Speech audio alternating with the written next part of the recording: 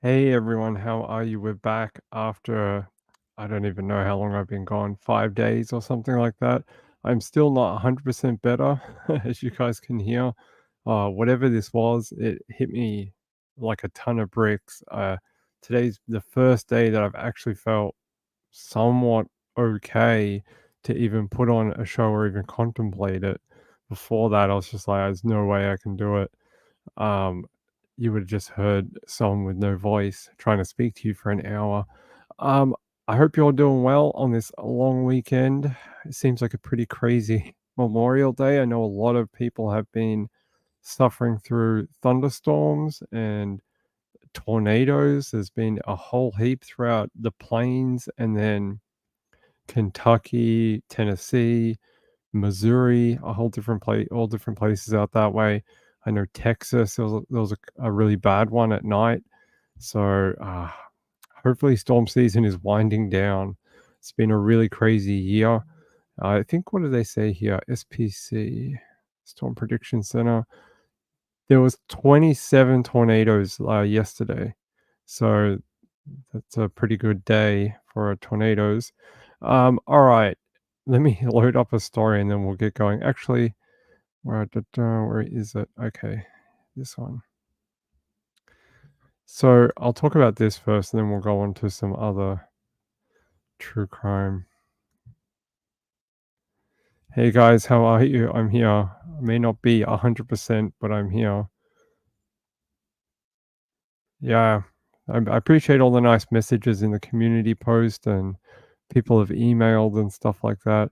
It just really sucks to have taken so much time off.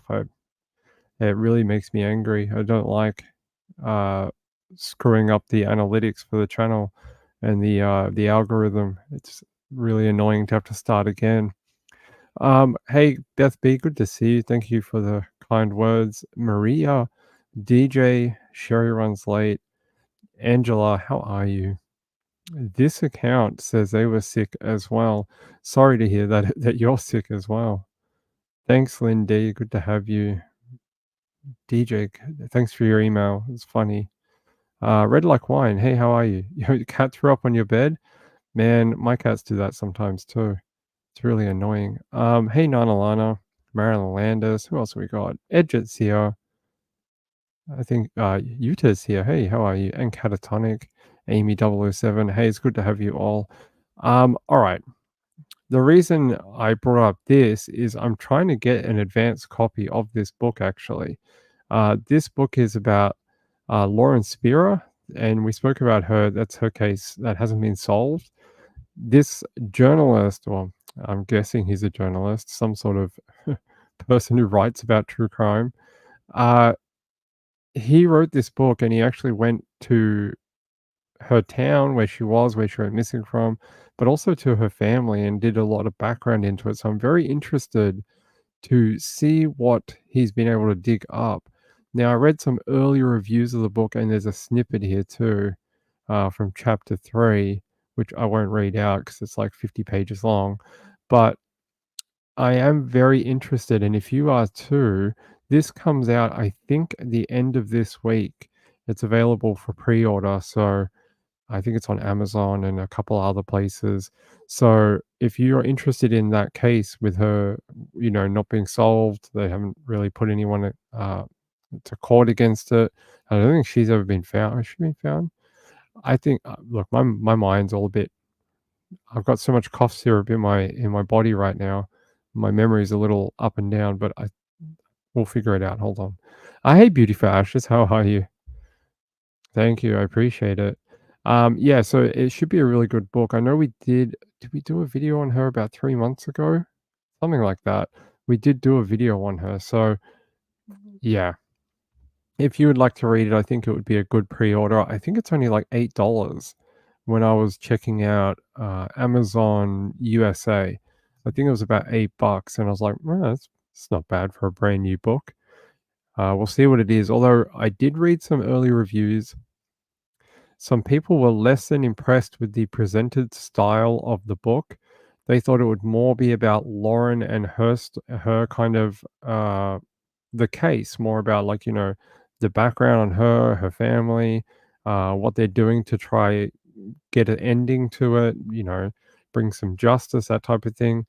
But apparently, about half of the book is this guy and his story, and a lot of people are a little unimpressed with that. So that's why I'm trying to get a review copy because I'd like to see if that claim is true that half the book is just him talking about himself or it's more about her. Hey, bead stringing genie, how are you? You were living in Bloomington and working at Indiana University when Lauren disappeared? Ah, she says, I'll be looking forward to reading the book. Yeah, I hope it's good. Her case deserves a lot more attention. Now, you could be like, wow, Ping, it's been on News Nation and they did an episode on it just a few months ago. Yeah, but people's interest dips and wanes very quickly. So they might do a podcast, people get excited about it for a day, and then no one thinks about her again for a year. So it's nice to see more media about her. Her case deserves more attention for sure.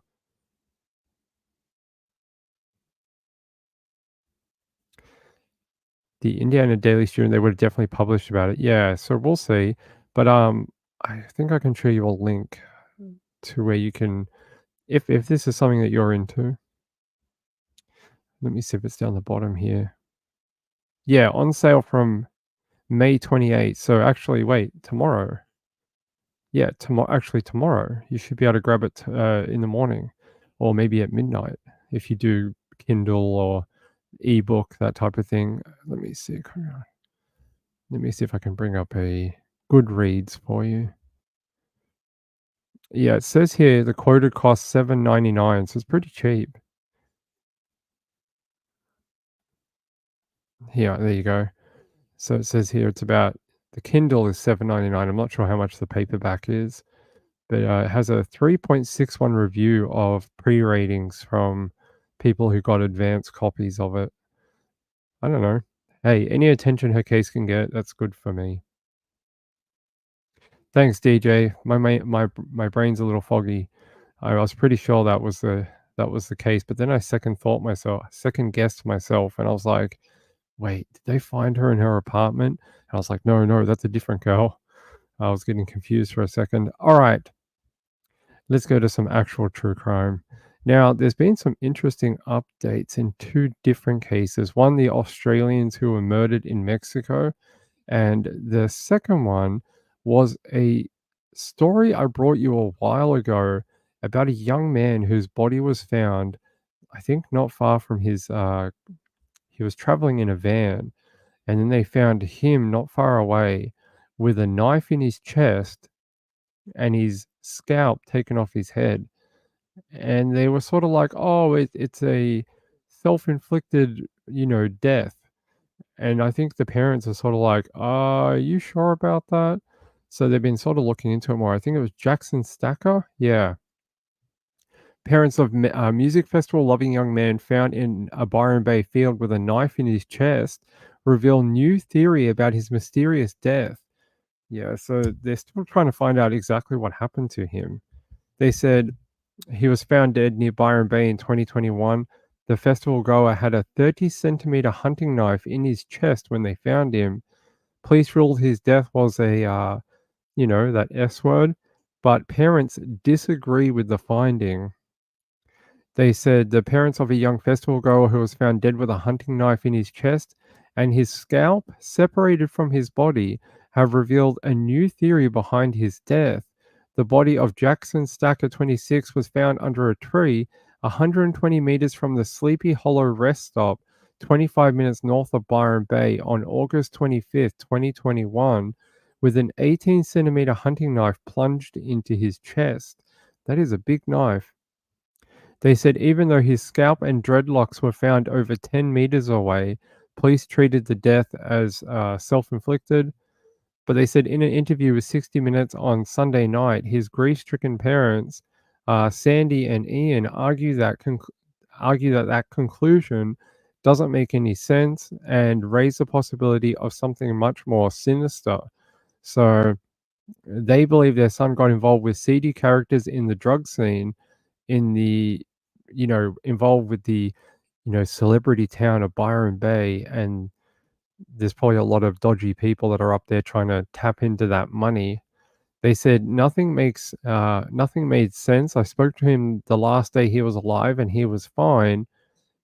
They said it just came across to us that there's other possibilities of what could have happened here. There's a photo of his parents there, and there's a photo of him. It is an interesting case to be, his van was found on the side of the highway. Then they found him not too far away, but he'd been deceased for a while. His scalp was separated from his body, and then he had that knife in his chest. It's very odd.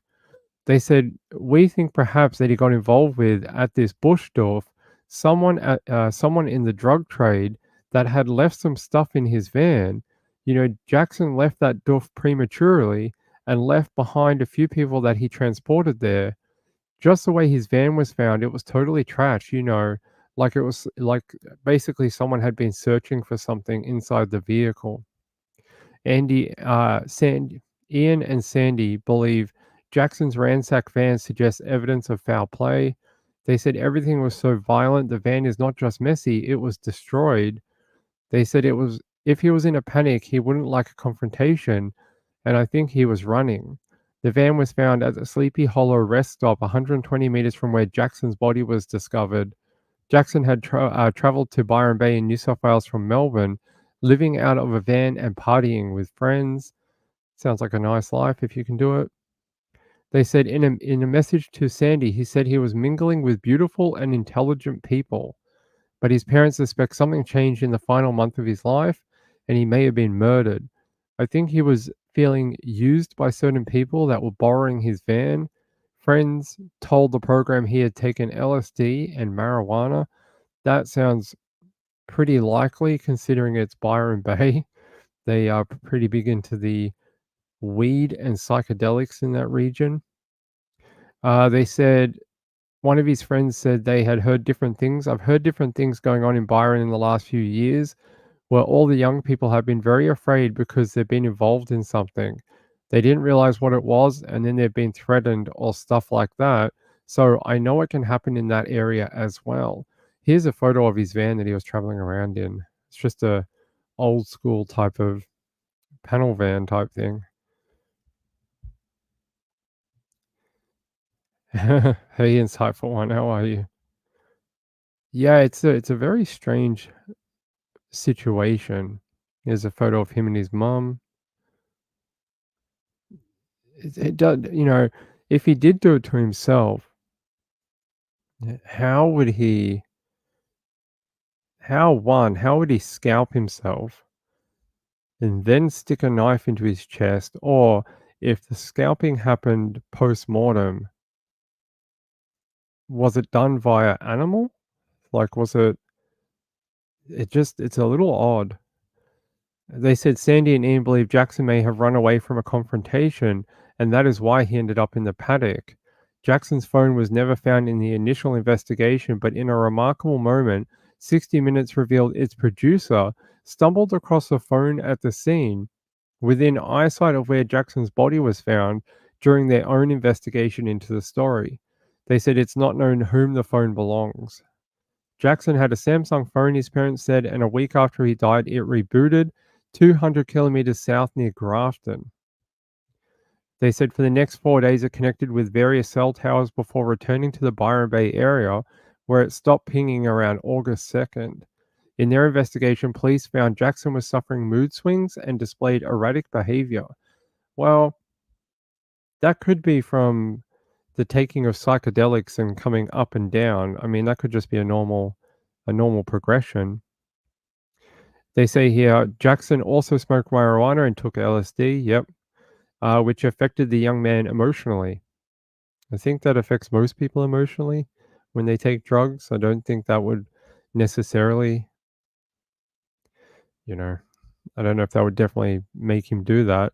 But it also says Jackson had been in hospital in the past, treated for drug-fueled psychosis after bad reactions to mind-altering substances. Okay. So they're saying former homicide detective Gary Jubilant had evaluated the case and believes investigators did a thorough job looking into his death. He said, having worked homicide as long as I did, it's such a difficult area. There's a lot of emotions attached to it. It's not something you can look at and clinically and what did he say? It's not something you can look at clinically and separate emotion. There is emotion involved. Yeah, okay. And looking at the steps that the police have taken during the course of this investigation, I think from a very early stage, they were looking at it as a potential homicide. Coroner's finding into the manner and cause of Jackson's death is expected in the coming weeks. So we might get more from the coroner's court, um, you know, in the future. But there's been a bunch of high profile cases in that area, not excluding this one. But, Theo Hayes, we know that's a big one from that area. Then this woman, Thea Little, she was last seen between Byron Bay and Tweed Heads in October 2019, and then they found her remains in July 2020. While searching for Theo, they stumbled across her remains instead. It's almost a very Gilgo Beach situation, although they didn't find him. So, and then there's these two guys, two British. So his name is Irwin and his British friend Hugo, both 20, were reported missing during their holiday of a lifetime in 2019. Police fear they both drowned in Port Macquarie after their belongings were found in the sand on Shelley Beach. Okay. In June 2019, two human bones washed up, and forensic testing revealed they are most likely Mr. Farrow's. Mr. Palmer's femur bone was discovered in the sea by a spear fisherman, with DNA testing revealing it belonged to him. Okay, so they both unfortunately succumbed to the ocean, these two guys. They both died in the surf at Shelley Beach. Awful. But I want to know what you guys think about this particular case being having such a large knife. If you did that to yourself, it takes a lot of willpower to insert a knife into your own chest. And then I want to know how his dreadlocks and scalp got separated from his body. I mean, animal predation, maybe. Uh, Red Like Wine says, "Ping, you sound different on my TV than on my laptop." Is that because I am? I don't know. I don't control your laptop or your TV. I'm not sure what causes that. Yeah, I don't know if they're placing too much into the drug use or that is a legitimate thing. I don't know. Well, that's good because to me, I sound terrible right now. Um,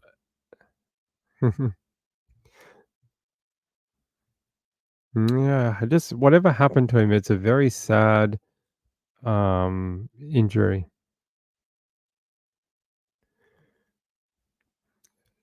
I'm just reading what Insightful One says.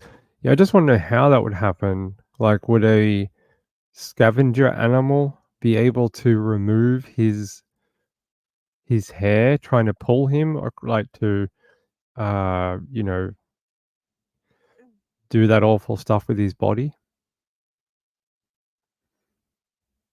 Yeah, I'm very congested, unfortunately. Hold on.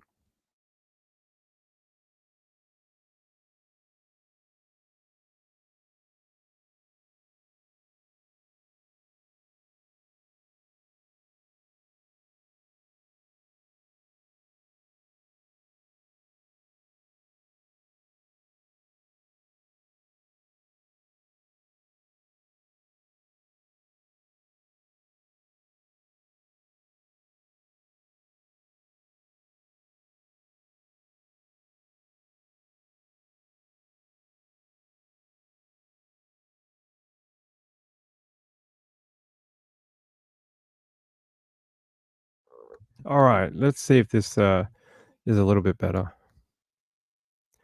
Angela says no, they would have seen teeth marks and animal go back for more. So could it be part of a natural decomposition process maybe? I don't know. It is interesting though.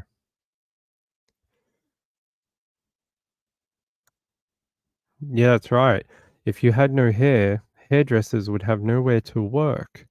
Yeah, so if you wanna watch this, I think it'll be interesting. I can give you the link to 60 Minutes Australia here. Have they posted it yet? Let's have a look. Sometimes they're a little delayed in actually posting it. Da, da, da. Let's have a look.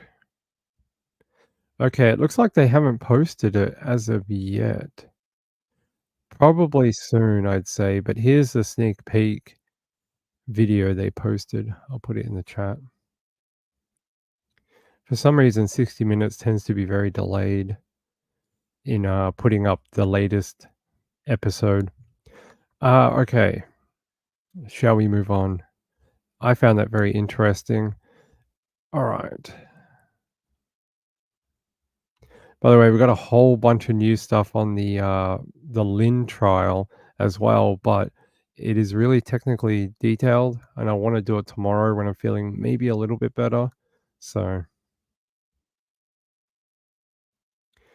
well, yes, I don't think the decomp could explain a knife in your chest, but yeah, it could explain possibly the scalp being removed from the body. Yeah. There was some guy set on fire at a Subway. You mean the place they make the sandwiches or the place where the train comes? I can have a look for it. Hold on. Hold on, people.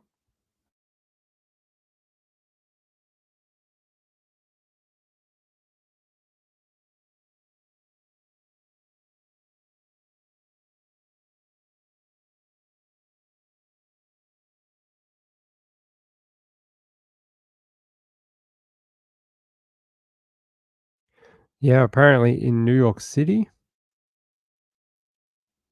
New York's still going through the weather. They got a bunch of bad weather coming. All right, what does it say here?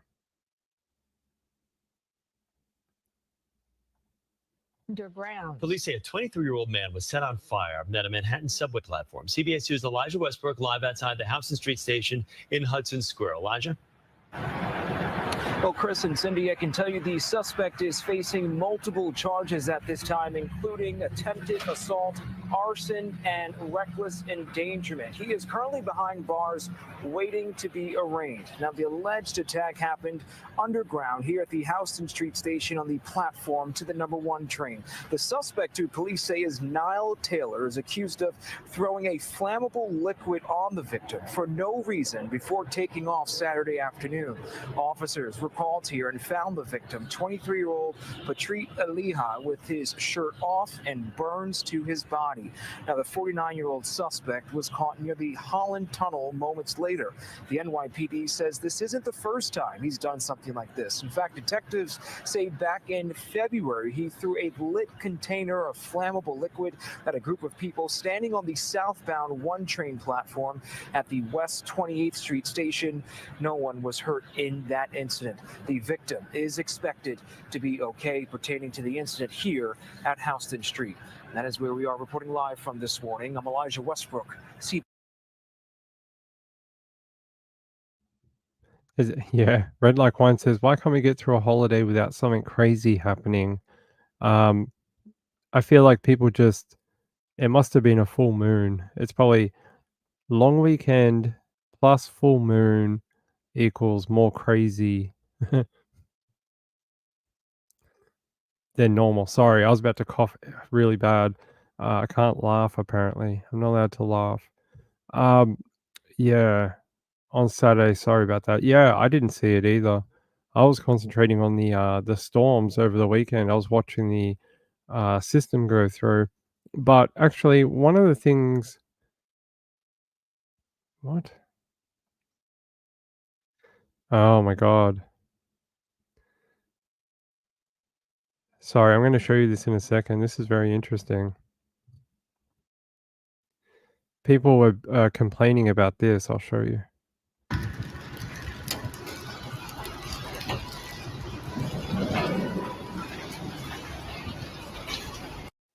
So there's a whole bunch of traffic as this thunderstorm moves over that they're hiding underneath the overpass.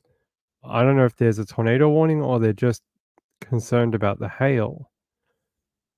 But yeah, probably about the hail. They don't want their cars damaged. But people are saying like all you're doing is blocking everyone else from either getting to home or getting out of danger to protect your car under the under the overpass. Yeah, there you go. That is a weird thing. I hope people don't do that. You could actually end up killing someone else if there's a tornado behind the traffic because they can't get through. It happened in a different situation about 10 years ago. Hey Shad, how are you? Good to see you. Yeah, I wanted to do at least an hour, and then I'll go get some more rest, and then we'll come back tomorrow. Hopefully, we can do another day. All right. All right. I got an alert about a girl who went missing a long time ago in 1999. Now I'm trying to find a better source for information for it. Hold on. Where is it? Okay. And then I'll read you the update. It's a 20-year mystery, literally a case of gone without a trace. Brooke Henson disappeared on July 4th, 1999. Henson was 20 years old at the time, only about 5'4" and barely 100 pounds. She was last seen walking down her street in Travelers Rest. It was right here on Henderson Drive. We mapped it out for you that it happened. But what happened to her while walking down this road? I can't answer that question, but here's what Travelers Rest Police Chief Ben Ford confirmed today. Henson's boyfriend, Sean Shirley, was the last person to see Henson alive. For the first time in 20 years, Chief Ford calls him, quote, main person of interest in her disappearance. Chief Ford also confirmed Shirley died on Tuesday morning of this week. The chief sat down with me today to talk about this case. It's those last two developments which is bringing this 20-year-old missing persons case back into the headlines, as the chief is hoping those who know what happened to Brooke Henson will finally come forward. It was July 3rd, 1999. There was a party at the residence of Brooke Henson. The party lasted for hours into the July 4th holiday. According to the original missing persons report, which was just released for the first time, Henson's mom says Brooke and her boyfriend, Sean Shirley, got into a, quote, verbal dispute in the victim's bedroom when the victim left the residence walking an unknown direction. And she was never seen again. That's the basic story that we've been told. So what happened along Henderson Drive on July 4th, 1999? Travelers Rest Police Chief Ben Ford. There are conflicting statements about what happened after that. 20 years later, still no answers. However, Chief Ford shared with me his theory. I'll stop it there for a second. It reminds me very much of the Noah investigation, the guy that they found on the highway near Oklahoma or in Oklahoma. There's been a bunch about that in the last few days. I think some autopsy results were released last week, and more information from his friends and people who were at the party have come forward. I don't know if we'll ever get closer on that one right now, but you look at this and I see parallels between the two, right? Both at parties, both were going for quite, long periods of time. And someone goes missing. Look at this, over 20 years now. So what would this be? 1999. It's like 25 years now. This was 20-year-old. So that must have been 2019. Well, it's 2024 now. It's 25 years and they still don't have anything solid. I'll play the rest of it and then I'll show you the little update that they want media to put out there. I truly believe that night, that she didn't live through that night. is what I believe. And we're trying to pin down exactly who was involved in that. Chief Ford says her boyfriend, Sean Shirley, is a person of interest, which for the first time has been made public. He's a person of interest in the Brooke Henson disappearance. Why is Shirley still considered a person of interest? Based on the investigation and the statements that we do have, a lot of it pointed towards him being involved and what happened to her. Again, she is still a missing person. We have no remains. We can't confirm that she's dead. However, a lot of people have shared information that he was involved in what happened to her. Now, we never had enough evidence to charge him with anything. So that's why we're still calling, he's a person of interest. He's still a person of interest, even though he's deceased. The Greenville County coroner confirmed Sean Shirley died Tuesday morning. We were shocked when we got that phone call. Chief Ford says he was shocked because 20 hours prior, this happened. Monday morning, we received a phone call of possible information in the Brooke Henson disappearance. It was Brooke Henson's childhood home. Henson's brother and his wife still live at the home. We responded and we talked to them. Chief Ford says his team spent hours on the property. He confirms they didn't find anything to break the case, but it's what happened next that piqued his interest. The next morning, Tuesday morning, we got a call from Greenville County in which they said that Ricky Sean Shirley was found dead. We were shocked at that. we were surprised. It can't be, we don't think it's a coincidence. Chief Ford explains what he thinks happened. We start digging, people start talking. So based on that theory, did somebody call him and say that we were over at the house and we were asking questions? We don't know. We hope to find out soon. Chief Ford says Shirley maintained his innocence. He has been interviewed in the past. He has never admitted anything. He's always denied any involvement.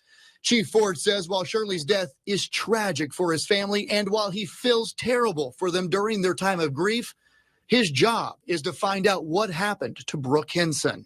People were afraid to talk. People are afraid to talk. And I really, truly believe that people were afraid of Sean Shirley, or if it's someone else that's the suspect, they're afraid of that person. And people.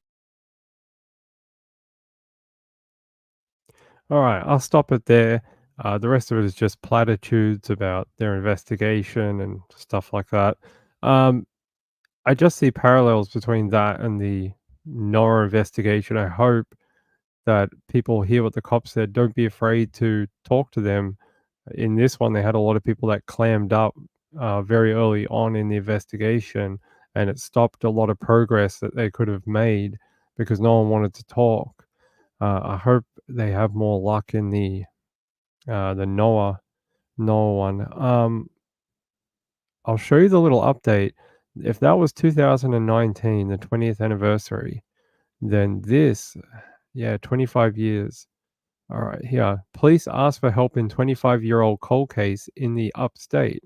They said the Travelers Rest Police Department is asking for help solving a 25-year-old cold case. It says Brooke Henson was last seen July 5th, 1999 at a party where she had an argument with her boyfriend. And now we know, like, the boyfriend has now passed away. They said questions surrounding what happened the night of her disappearance remain unanswered. Anyone with information is asked to call Crime Stoppers at 23 CRIME.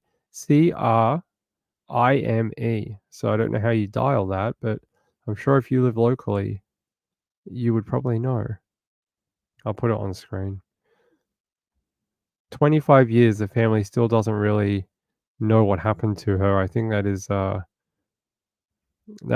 those type of cases are the hardest, especially when I think they have a fairly good idea who hurt her, most likely, but I think they just don't have, her and, the evidence. So it's a shame. There's some photos of her here. There we go. Hey, Whiskey Boots, how are you? Good to see you. All right, shall we show you some Lynn trial? I'll do a little bit. Let me get it on for you.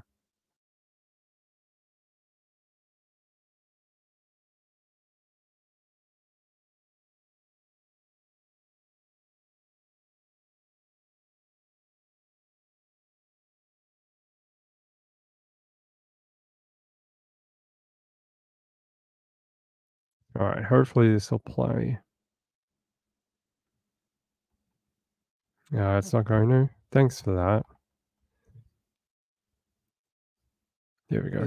Who are in Victoria's high country, and this case centres on three people: the former Jetstar pilot Greg Lynn, and Carol Clay and Russell Hill, two campers who were in Victoria's high country and died in March 2020. Police allege that Greg Lynn, the pilot, murdered the pair. Mr. Lynn has pleaded not guilty and says their deaths were a tragic accident. This all dates back to a dispute that took place at this campsite. As I said, March 2020 is when it happened, over a drone that was being flown by Mr. Hill. Police alleged that there were some deadly struggles that took place. One was over a shotgun, and they say, Mr. Lynn says that during the struggle for the shotgun, the gun went off and it struck 73-year-old Carol Clay in the head and killed her. So he claims that that was an accident. And then he says there was a subsequent struggle over a knife involving Mr. Lynn and Mr. Hill. And during that fight, Mr. Hill fell over and was stabbed by the knife and died. Now, Greg Lynn, the man on trial for murder, admits that after these two people died, that he took steps to cover up the deaths. He admits he took their bodies and put them in his trailer and then dumped them several hours away. And he admits that he took further steps to cover up the crime, but he insists he's not guilty of murder and that those deaths were accidental. And you've been following developments in the trial this week. What's come out in the last few days? There has been a lot of evidence over this week, Ruby, and I guess something that struck in my mind was the evidence of a woman called Robin Hill, the wife of Russell Hill, the dead camper. Now, I mentioned earlier in the story that the two people who died were Carol Clay and Russell Hill, and the two of them were actually having an affair. So Robin Hill, the wife of Russell, was giving evidence earlier this week, talking about the fact that she realised that her husband was having an affair only when he was reported missing, and stories popped up in the media in 2020. And she also talked about the fear and the concern that set in when she realised her husband. I thought that was going to be way more exciting. That guy's more boring than me. Just Summer says, "Hey Ping, detectives are currently trying to build up a case for someone I know. You can email me sundaywithping@gmail.com and I will look into it for you." Yeah, that guy's more dry than me when I do live streams. All right. Yeah, mostly last week, I think the most bombshell evidence that came out was his Russell Hill's wife. Her evidence given to the trial was very honest, I think, very difficult for her to give, and it must be very hard to be involved in a murder trial for your husband, who was also conducting an affair at the time that he was murdered. I think for her, that would be, it's almost like a double-edged sword. She has to come forward and tell the truth, right? Because she's one of the only people who knows the internal workings of one of the murdered victims. But at the same time, it's damaging to her reputation, and having her dirty laundry aired within the media based on that evidence that she will give to the court. Now, I thought she did a really good job in court, and I thought she was very honest in her testimony. So apparently now we have there's a weird artist impression. This was updated 4 hours ago. They said, in short, a pathologist has told a Victorian Supreme Court jury she was unable to determine the cause of death of campers Russell Hill and Carol Clay, who went missing in 2020, Lawyers for Greg Lynn, who is on trial for their murder, say Mr. Lynn dumped and then set fire to the bodies. They said, yeah, the trial will continue. They said the bodies of slain campers Russell Hill and Carol Clay were obliterated by fire, according to a forensic expert, leaving their remains in such a poor state that pathologists could not determine how they died. That makes a lot of sense. Fire tends to be one of the worst things for any type of forensics after a murder. They said the campers' bodies were dumped in the remote Union Spur track by Greg Lynn hours after the former Jetstar pilot was involved in a fight which resulted in the deaths of Mr. Hill and Mrs. Clay. They say Mr. Lynn, who has pleaded not guilty to murdering the pair, admits hiding their remains and torching them, but says both deaths were accidental, according to him, yeah. They said a pathologist told the Supreme Court she was tasked with examining the commingled human remains found at Union Spur Track close to 2 years after the fatal incident. She said more than 2,000 skeletal remains were found at the scene, but there was no soft tissue left to examine. She said fragmented skeletons and damage from the fire meant pathologists could not determine the cause of death of Mr. Hill and Mrs. Clay. They said you left it as undetermined as your only choice to, label it. They said the evidence has been obliterated. Whatever has caused their death has been masked by the changes that have been brought about by the burning and the fragmentation. The court was showing a picture of about 24 maggot cocoons. No, we don't need to see that. Thanks, pathologist, anthropologist, whoever. What are the ones that deal with bugs? Entomologist? Don't want to see it. The expert analysis consistent with Mr. Lynn's version of events after deaths. They said Mr. Lynn's legal defense team has told the jury their client was involved in a physical struggle over a shotgun with Mr. Hill after a dispute over a drone at Bucks Camp in the Wanangata Valley. They argue Mrs. Clay was struck in the head when the weapon discharged and that Mr. Hill was killed during a second struggle over a knife. However, prosecutors alleged Mr. Lynn killed the pair with murderous intent and say it was likely Mr. Hill was the one to die first, not Miss Clay. No. Mr. Lynn was arrested in November 2021 and told police where the bodies were located. Him giving up the bodies so easily in the police interview, it sort of plays into his defense.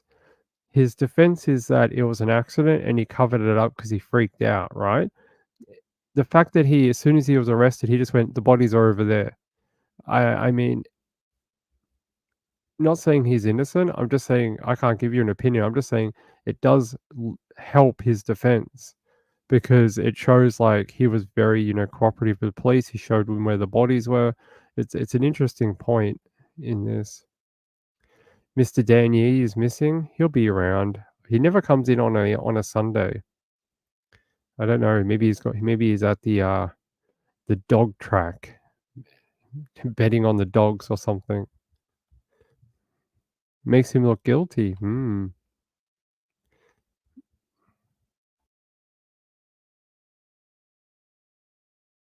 Sorry, had to cough.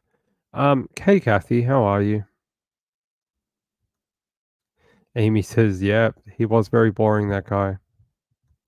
All right, let's see what else we have. Was he? No, I didn't see him. Oh yeah, here he was. There he is. He has a new profile picture. Some sort of dog/man. Might be a dog man. Oh, that's right. See, I don't even know what day it is. I'm like, it's Sunday. He's never here. You guys are like, ping, it's Tuesday. All right, it's Tuesday. All right, let's see what else I have for you. Da, da, da. All right, 1 second, people.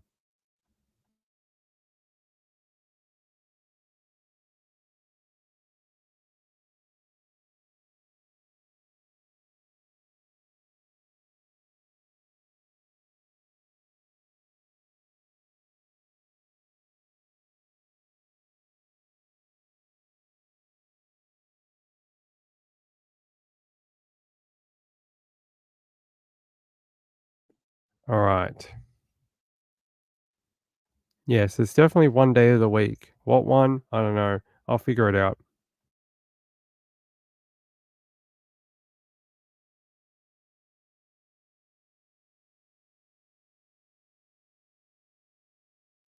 Sorry, you guys don't need to hear that. You guys don't need me to hear me cough for like 30 seconds. Um, this is an interesting one. It says a Davis County man who was in custody and charged with murdering his father by beating him to death with a hatchet has been charged in a separate case with aggravated assault against a man selling puppies. According to court documents, Jeremy Ross Pulver, 46, is listed in recent charges as living in Clearfield, was officially charged with allegedly pulling a gun and threatening to blow up a man who was going to sell him a puppy. Okay, well, I don't know why you would do that, but sure. Says the probable cause statement alleges Pulver made an arrangement to drop off a deposit for a puppy being sold by the victim. However, Pulver failed to keep the appointment and didn't show up until the following day. The victim informed him all the puppies had been sold, and the arresting officer reported. Wait. Sorry. The victim informed him that all the puppies had been sold. The arresting officer reported, and that Pulver left the residence and went to his vehicle. As Pulver was leaving in his car, he allegedly pointed a gun at the seller and threatened to blow him up. It's interesting. It's a gun, not a stick of TNT. I don't think it does what you hope it would do. It's just a firearm. It's not a magic kaboom stick. It says here the alleged aggravated assault happened on April 25th, according to charging documents filed on May 13th, one day before his father, John Pulver, was found bludgeoned to death. We read about that story a little while ago. According to charges filed on May 6th, which lists his home as being in Layton, Jeremy Pulver admitted to killing his father by beating him with a hatchet after failing to kill him by several other means first, including putting a plastic bag over his father's head. Yeah, that's the guy who said his father said, "You better kill me, because if you don't kill me, I'm going to kill you. So you better hurry up and murder me. All right? I'm going to have to get up and I'm going to have to kill you." That was what he told police. I'm not kidding. I'll show you. It says here, he claimed his father, who required a live-in caretaker for the past 8 years, asked his son to kill him. Yeah, very odd case. It says Pulver is currently in Salt Lake County Jail, charged with first-degree felony murder, second-degree felony obstruction of justice, and third-degree felony use of a firearm by a restricted person, Class A misdemeanor possession of a controlled substance, and 2 Class B misdemeanors for drug use and drug paraphernalia. Says here a warrant has been issued for his arrest out of Davis County on third-degree felony aggravated assault. All right. Oh, they had a SWAT team out in Salt Lake City too. Let me see if I can find the original article about Mr. Pulver, because it is really bizarre, his first one. Let's see if we can find a note. That's not it.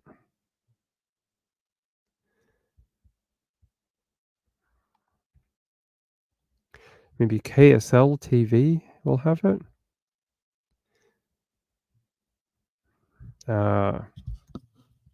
Yes, this is the one.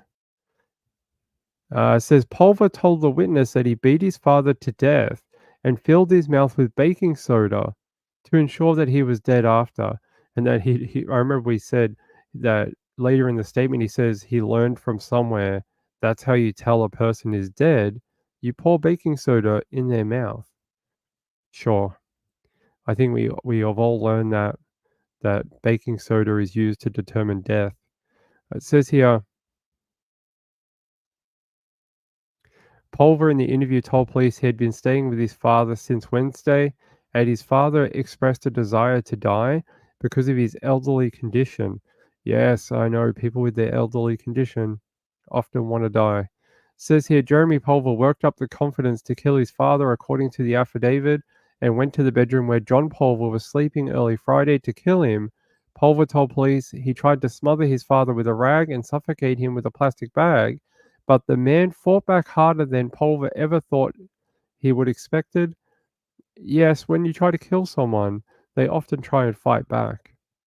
It says finally Pulver allegedly grabbed a hatchet and bashed his father on the head multiple times until he stopped fighting before he filled the man's mouth with baking soda as he learned this was a good method to ensure someone was dead. Okay.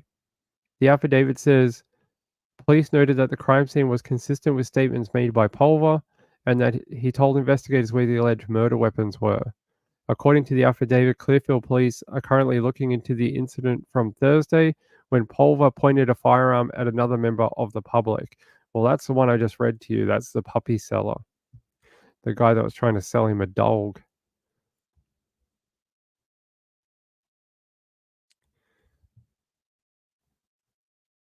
Yeah, I don't think he would have been a good custodian of a dog. I think he probably would have hurt the dog as well. 10:21. I hope you all had a good Memorial Day long weekend. I really do.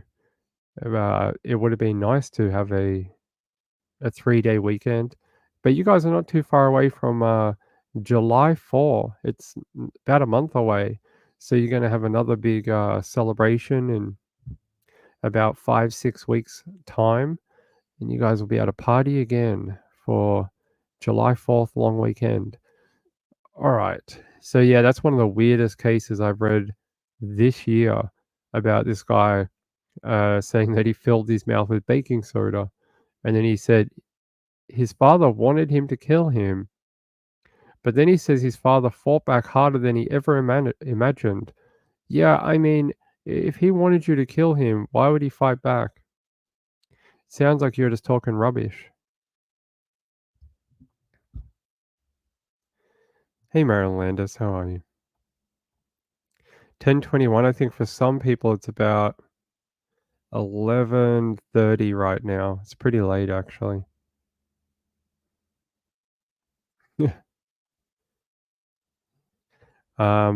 Hey, Danny, Mr. Dan Yee, how are you? All right, let's see what else we've got. You know, this one has been going through the court in Australia, and I haven't done a lot on it because I don't really like child killers. But you have this one, like Charlie's Mutton, and then Justin Stein is the one that's been, or Stein or whatever his name is. He's been accused of murdering the little girl, accused of shooting her twice, and then putting her body inside a 55-gallon drum, filling it full of sand and dumping her down a riverbank. So the mother of the child, the biological mother, has been on the stand giving evidence, apparently. So apparently the defendant's lawyer, Justin's lawyer, put it to the mother, the biological mother of the little girl. He said to her, "You shot and killed your daughter," to which Miss Mutton replied, "Are you serious?" She then burst into tears, crying out, "I didn't even know where she was shot," before Miss Davenport added that Stein had seen you deliver the second shot. So where that comes from is Justin's defense is that he didn't kill the little girl. It was her own mother that did it. But I'm not sure anyone believes that. I think most of the evidence ties back to him and not her.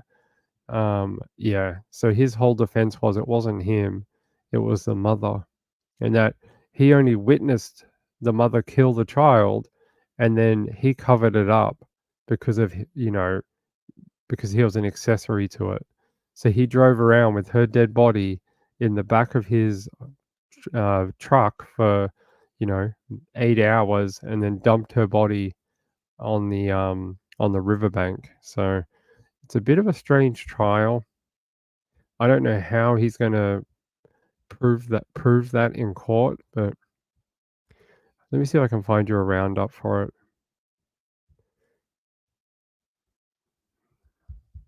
Let's see. All right, give me a second. I need to pull this video up.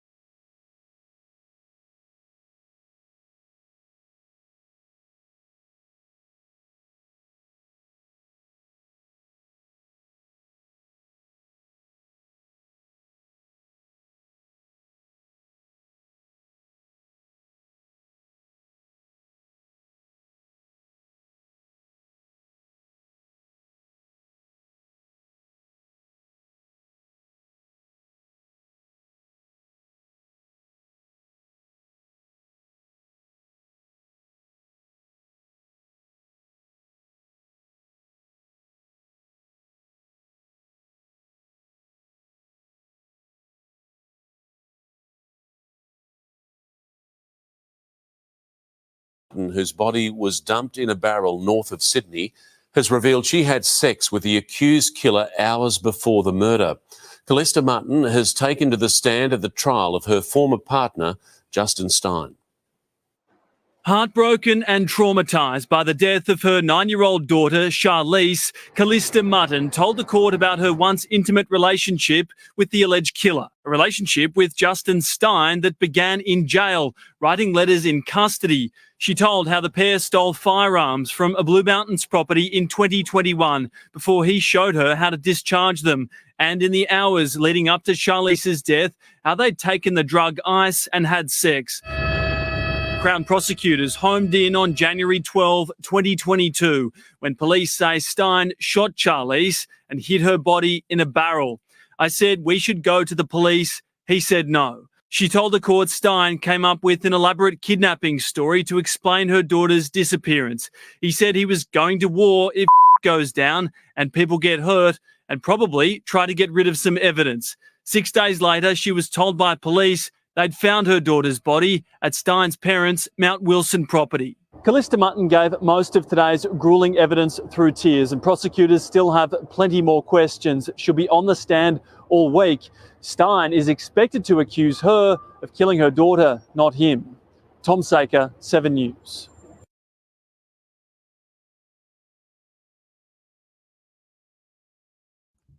I think there's I think there's a lot to be said about both of them. One, he just sounds like a crazy person. Every time he opens his mouth, it sounds like he's disconnected from reality. I'm not saying that's an excuse for what he did. I think it's just, I don't know, he's just done so much drugs in his life that he can't think like a normal person anymore. He talks of like gangs wanting to get him and all this other crap, and how like, all these adversaries are coming after him. Bro's been on an ice bender for like 5 years. So same with her. She also was doing drugs while pregnant. Yeah, I know. From a guy who came from such a privileged household, it just shows you it doesn't matter what your circumstances are, you can, be a scumbag, I guess. I think both of them have a lot of culpability in different areas. You know, I mean, she was pregnant at the time, and they go through it in the court records saying she was still injecting methamphetamine while she was pregnant with this other child. And, yeah, send us a video on the bike. No, she doesn't feel well. I thought I had COVID too. I did a test here. You guys can see it. But it came back negative, so I don't have COVID, but I have something. Yeah, I know the house is beautiful. It's a really pretty home. And the fact that, I don't know. Look, the stuff he says just comes across. There was a recorded jail conversation with his own mother, and he's telling his own mother, "Oh, Mum, no way. I didn't do any of this. I'm a good boy. I'm a really good boy. Your son would never do it. It's all Callista's fault. It's all Callista. She made me. She's the evil whore in this situation. I didn't do anything. I just helped her like the good gentleman that I am. I would never do anything like hurt a child." Like, he's just blabbing onto his mum, saying things like, "Oh, Mum, they'll find out the truth one day. One day they'll know the truth that I didn't have anything to do with any of the murder and hurting the child." And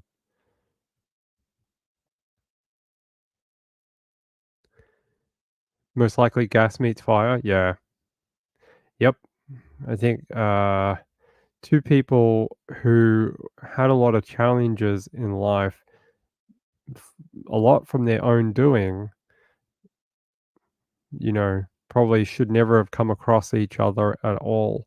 Pretty sure they met in a rehab or something like that, if I look it up.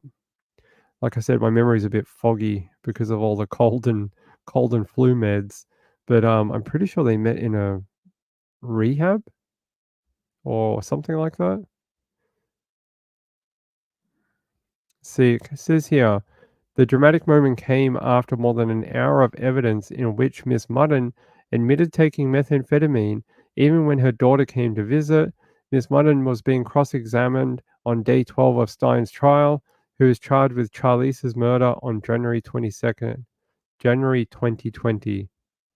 The 40-year-old agreed she had psychotic episodes while on ice and had continued to take the drug despite her Charlize's visits during the summer school holidays in 2022. She denied she and Charlize were not getting along in the days before her death, or that she had been told to leave the Stein's Mount Wilson property. She said, "I chose to leave because I didn't want to be there anymore. Yeah, I was very hormonal. I was pregnant. Yeah, I was using. Yeah, my emotions were very strong at the time." Asked if she had continued taking ice despite being pregnant, Miss Mutton said, "A few occasions, when asked if there was no concern about the effect on her unborn child, she replied, 'You could say that, yes.'" So she's saying that she didn't really have a care about the unborn child or any side effects from taking illicit drugs while pregnant. Says here, Stein, 33, has pleaded not guilty to murdering Charlize, but has admitted to disposing of the schoolgirl's body. He's accused of murdering her at the luxury property, what's it called, Wildenstein, owned by his mother, before allegedly concealing the child's body in a plastic barrel and dumping it 50 kilometers away on the banks of the Colo River. There's a photo of that cute little girl. What a lovely little girl. How could she come from two such, trash bag people? What a lovely little girl. I think they both have some culpability in different parts of this very sad story. They said the girl was visiting her mother during the school holidays and spent her time in New South Wales split between that lovely property where police allege she was fatally shot in the face at point blank range, and at the Riviera Ski Gardens caravan park in Lower Portland where Stein owned a van. He owned a van. I mean, that's definitely how you get the women. You have to own a van in a caravan park.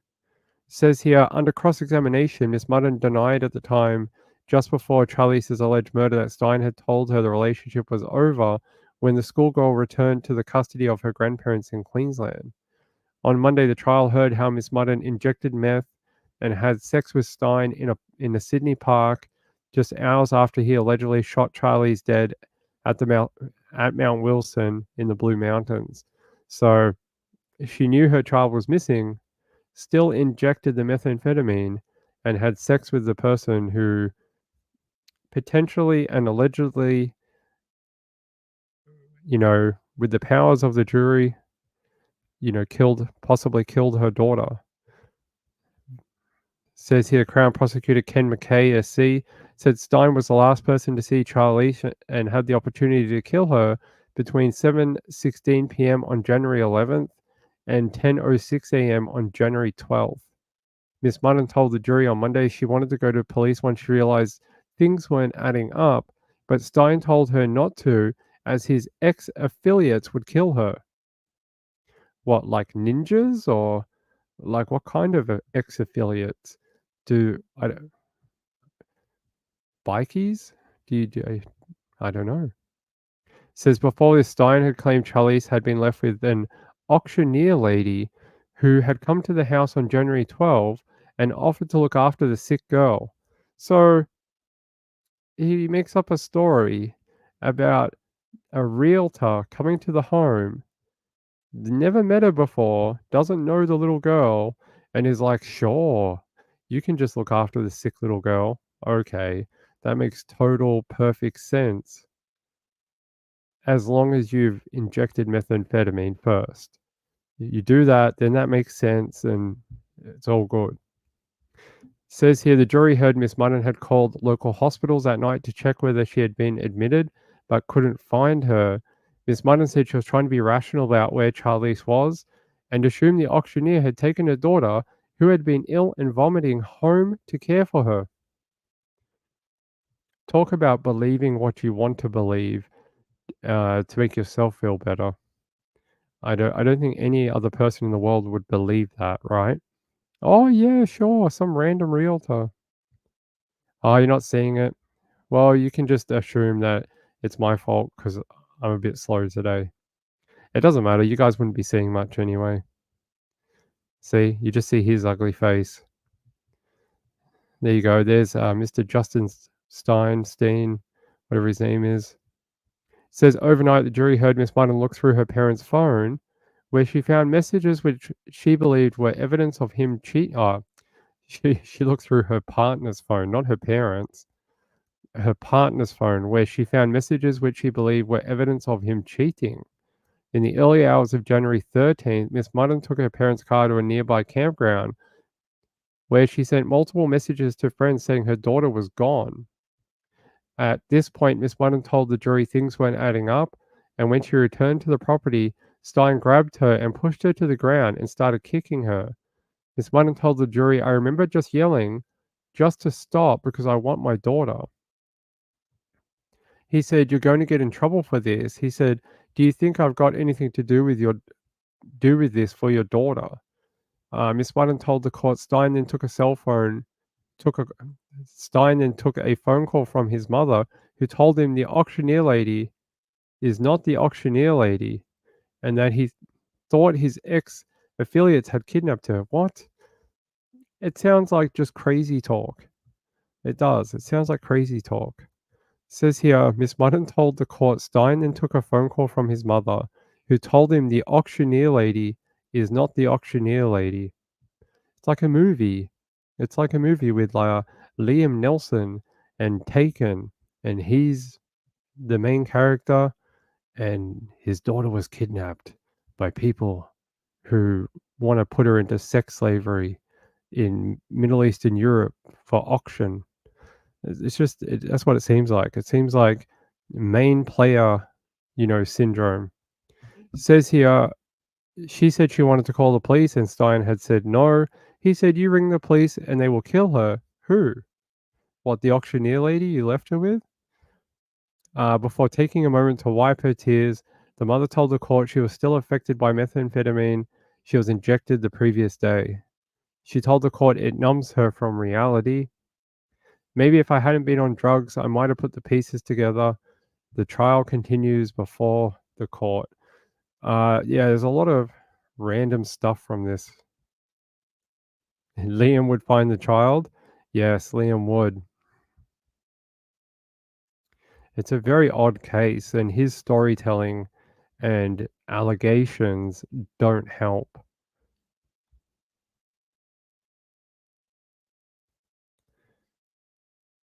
Back in 1991, there was a UNO student who was shot by her ex-boyfriend, and he drove around with her body for days. My brother actually went to high school with him. That sounds really familiar for some reason.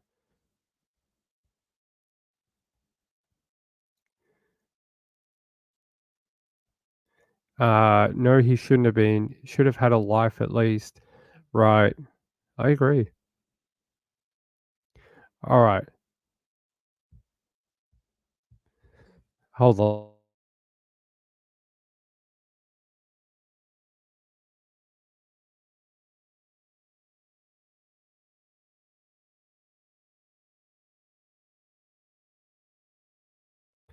All right, there we go. Yeah, I think I've heard that one before, Red Like Wine. Yeah. Well, don't be going around too far on your bike if you're sick like me. You don't want to give it to the other 4 billion people on the same street as you in China. Oh, okay. Maybe it's a different one.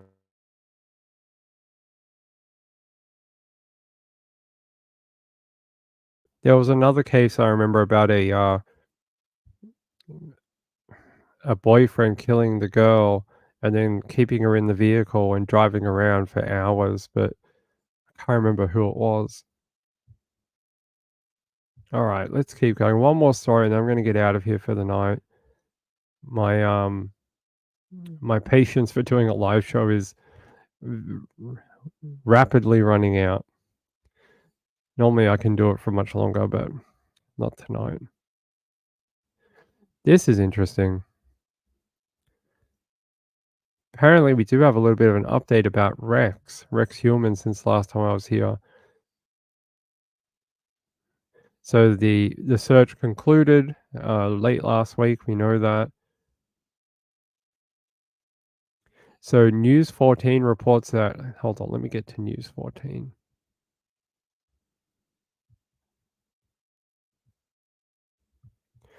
Come on, search thing. Let's go. Let's go to News 12, New Jersey.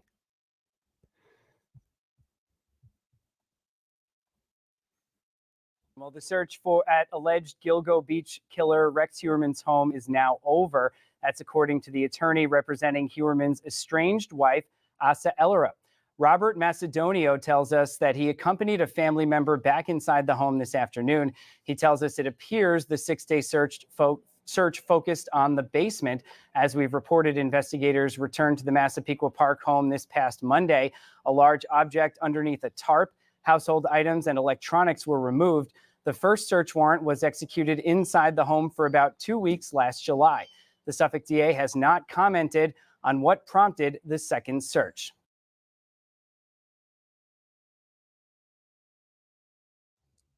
I think that's very interesting. The basement.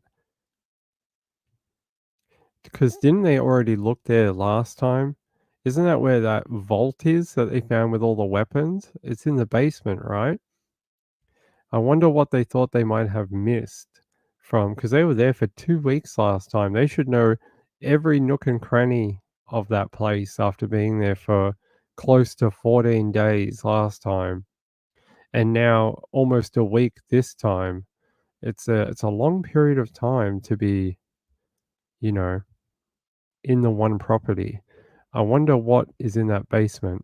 What kind of secrets? It says here, yeah, appeared to focus on the home's basement area.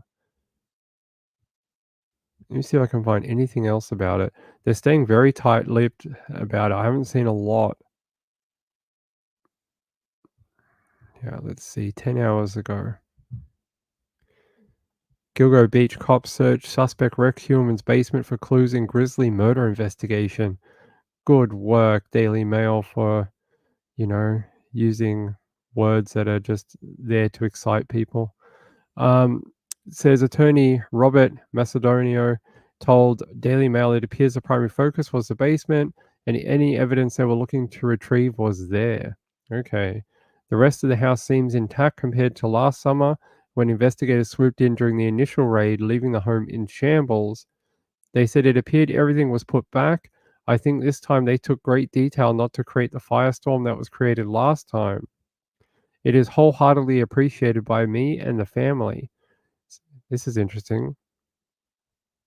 So did they go in through this like storm shelter type of opening here? Yeah, it's very interesting. It's a good place to store bodies, maybe.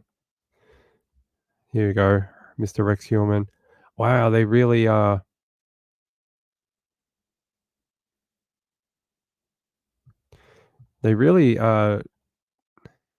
put a lot of tarps up so you couldn't see anything, and probably to protect from any rain. The sidewalks do look sort of wet here. But it is interesting how concealed they were being. True crime fans flock to Gilgo Beach and share theories about crimes. Ay. Fair enough. Says here, Victoria's room, Asa's room, and Christopher's room did not look like they were disturbed at all. The beds were still made, the kitchen was fine, living room, the bathroom. No plumbing was taken out like last time. So the house is still habitable. Says Asa and her son Christopher had been down in South Carolina. Ellerup's daughter Victoria was the only family member home when investigators came to the Massapequa Park home last Monday to execute the search warrant. They said Victoria was very cooperative and left the property.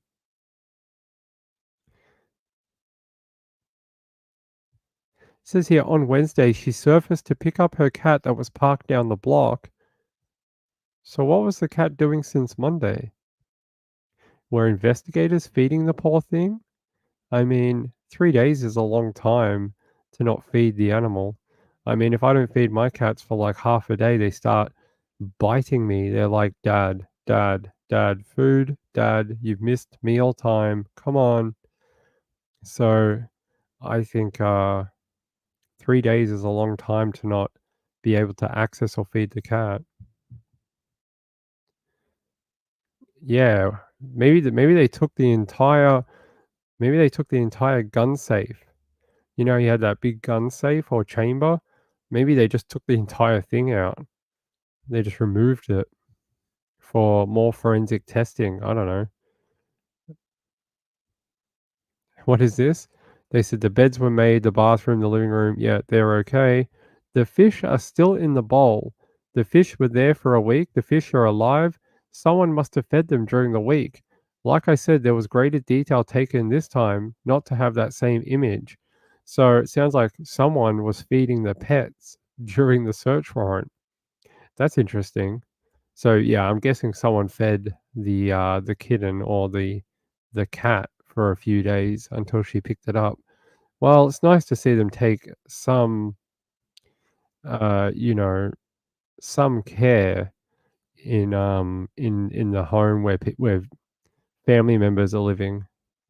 That's a lot of evidence. Look at this. You know, one of the things I saw during the first couple of days, I saw them carrying out these type of file boxes, right? But I saw a guy coming out of the house, or I saw a few of them carrying a stack of about 4 or 5 of them on their fingertips. So whatever they had in those boxes can't have been very heavy because, like, you know, they didn't look like they were straining. They were just carrying them right on the end of their fingers on each side. And I was like, well, it can't be awfully heavy then. It has to be something pretty light.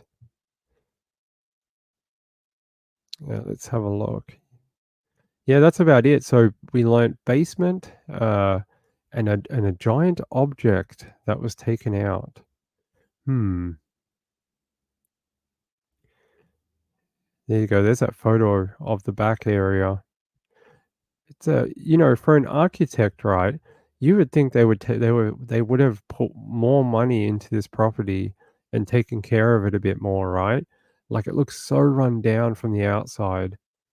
The roofing looks kind of new, but the cladding on the outside and a few other bits and pieces, it looks almost like from the 60s or even older. It looks quite old.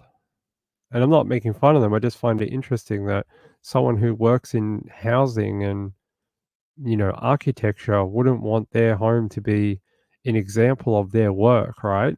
Like if you were doing that type of thing, you'd be very interested in living in that like situation that you work in every day. I find that very interesting. Yes. Hey, Danny, how are you? Yeah, they took a lot. I don't know. Yeah, he was an architect. Well, he worked in zoning and commission, right? So he worked in like approving bigger projects. Still an architect, but I think he worked in much bigger projects towards the end of his career. Yeah, like he worked in bigger type, but you would still have to have the education in, you know, homes and, you know, other type of architecture. I don't think it's pink. I think it's more red. I think it's red and it was faded. At least that's what it looks like to me. I think it's actually red, but this side cladding has sort of faded over the years and it's become sort of like a dull like red white sort of color. You can sort of see here on the edge there's a darker red here. Yeah, I think it's red. You can sort of see in this photo too, this red color. So yeah, like, I mean, you guys remember when they first rocked up last year, their awning here at the front was being held up with like a slab of wood. It was just like a 2x4. It was just like some random piece of wood. They're like, sure, that'll hold it. No worries. That'll do it. What is this? True crime fans flock to. Oh, I have to watch this. Come on, let's watch this.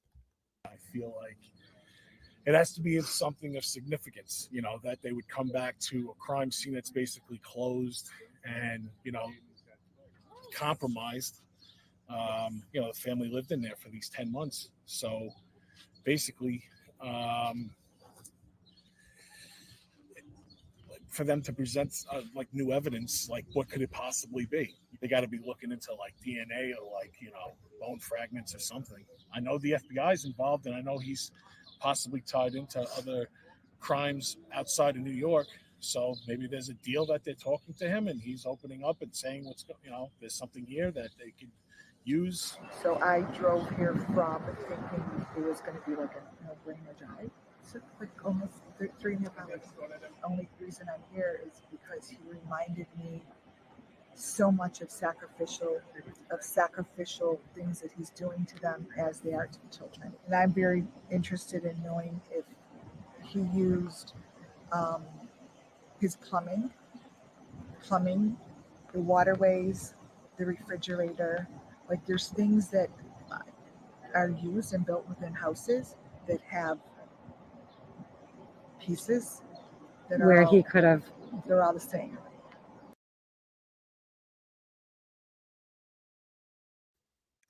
Yeah, true crime is an interesting arena for people. I don't know. I don't know what to think of what they said. All I'll say is, who knows? Maybe. I don't know what they could have been looking for. I don't think he's talking. Why would you corrupt your own trial by trying to talk now?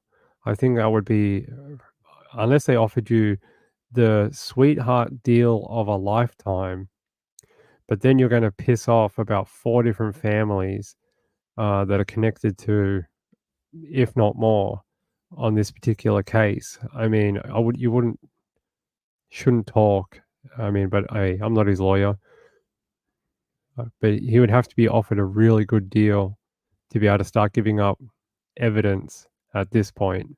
I mean, he's already been in jail for a year. It would be very odd to be working a deal at this point. I think they've got most of what they need anyway to convict him on at least 4 of them. But if they do want to complete the story and find out more, to me, though, it would be you go to trial, you prove your case with the first 4, right? And then you start tightening the screws on Rex for the next set. Hey, blah, blah, blah. Let's just finish this. You're not going to get any more time, so who cares? Give us up the rest of the, murders. What did you do with the rest of them? Sean says could be a brick facade over fibro wall. Could be. Sacrifice? Maybe.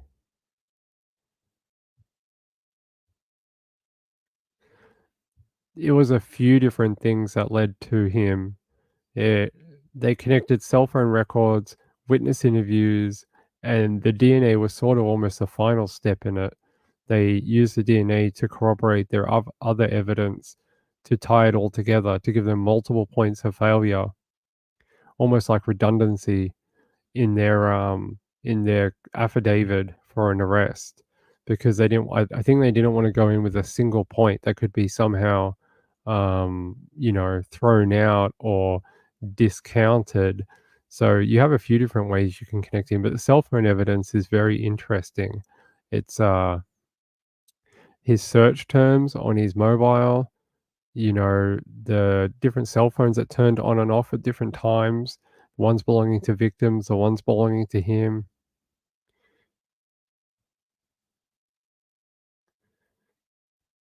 Oh, yeah, I heard about that. It was in Canada, right?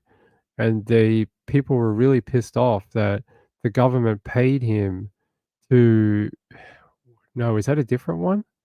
There was one in Canada where they paid a serial killer money so he would give up the bodies, and the only reason he did it was so that his wife could have the money and his wife wouldn't have gone bankrupt. Yes, that's the same one. Yeah, I know a lot of people were really upset about that. Sean says sexy Rexy. Yeah, I read about that. I think we did it on the show not long ago. Really interesting. I've never heard of that before. But I'm pretty sure that police department and DA, they just wanted to get the entire story and end it. Don't think he was ever getting out of prison, but they wanted to do it for the families. But there was a lot of people who didn't like the idea of giving him or his family any money. But hey, they're going to pay him for his information. Can you do that under New York law? I'm not sure. Does the son there's a son of Sam law where you can't profit off crime, off your own crimes, neither can your family members or something?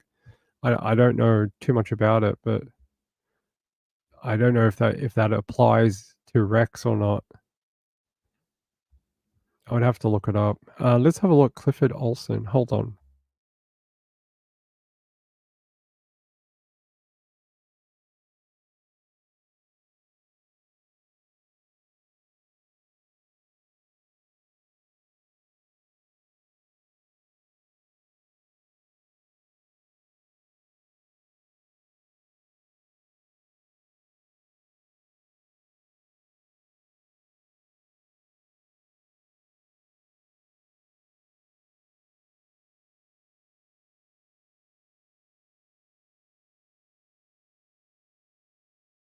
All right, I'm just trying to find a decent source for it. Hmm.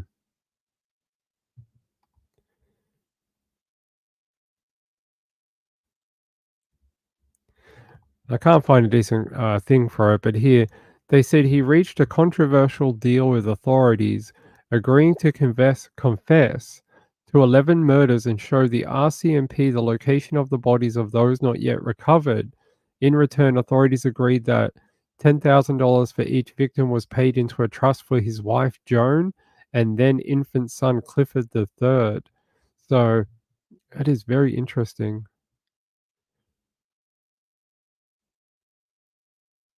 I know a lot of people did not like that particular deal. That was in, yeah, he said he threw in the 11th body as a freebie to authorities. What a absolute monstrous person who's like, yeah, hey, you gave me 100 grand. Let me just throw you in a freebie, like as if she's nothing, as if the victim was, you know, a bag of chips or something. Like, here, buy one get one free. Like, really disgusting. He was a really warped guy. Really warped. He died September 11th, 2011. When was he arrested? These all happened in like the 80s, right? I think we played a pretty good video on this a while ago, but I don't know if I can find it now. It was all about the families. We showed a lot of old footage from the 80s of them searching for the girls. But I don't know if I can find it now, unfortunately. No, I can't. Not off the top of my head.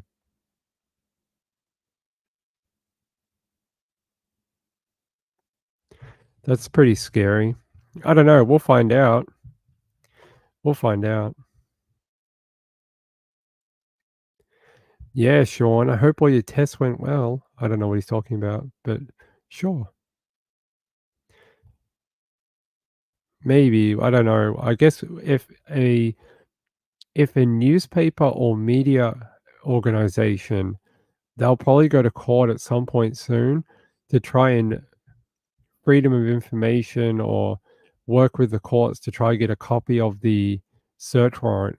So unless if they haven't already, hold on. I'll see if I can find any information.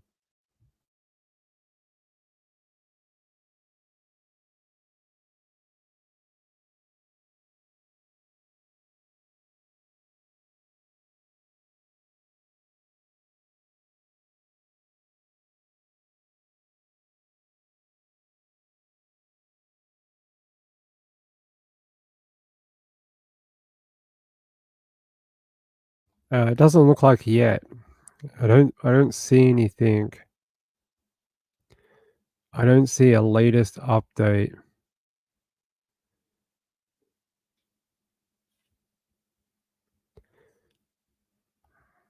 I don't see a paper that has been successful as of yet. There's a lot of rumors going around.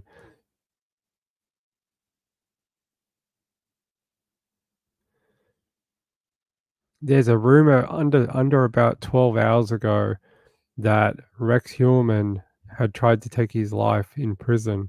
I haven't seen anything like that confirmed yet, but I'll look into more of it overnight tonight.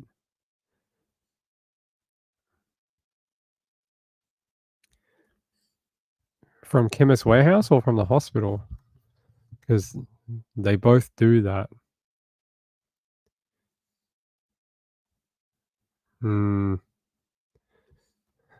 Be well, Sean. Try and get better. You should take the 3 months rest. No more tango for you. More couch tango. Just with the upper body. No more. No dancing. All right. Sorry, I can't laugh. I start coughing. There was a story out of Australia. I'll do this one as the last one, even though it is very sad. I want to show it to you. Police in New South Wales said they found a very disturbing scene yesterday on the banks of a river. They said they found the remains of a woman who had, well, not her, but the remains of a birth, that a woman had given birth on a riverbank. Now, I don't know if they found the baby or just, the other stuff, that comes out of a woman after she gives birth. But they're very concerned for the woman or, young lady or whatever, because, she might need medical care. Hold on, I'm just going to find the link. What? All right, we have to do that, but that's after. I want to find this link about the river.